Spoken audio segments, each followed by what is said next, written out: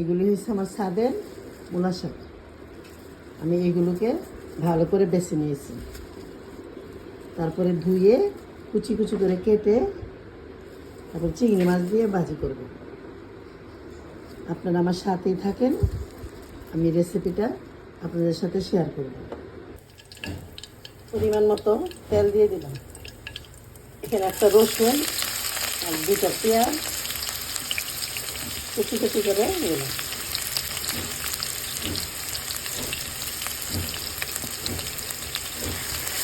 চিংড়ি মাছ আর কাঁচামরিচের সাথে দিয়ে দিলাম, হালকা দিয়ে দিলাম, পরিমাণ মতো লবণটা দিয়ে দিই, একটু ঢেকে দিব। শাকটা আমার হয়ে গেছে। যদি কারো ভালো লাগে রান্না করে দেখতে পারেন।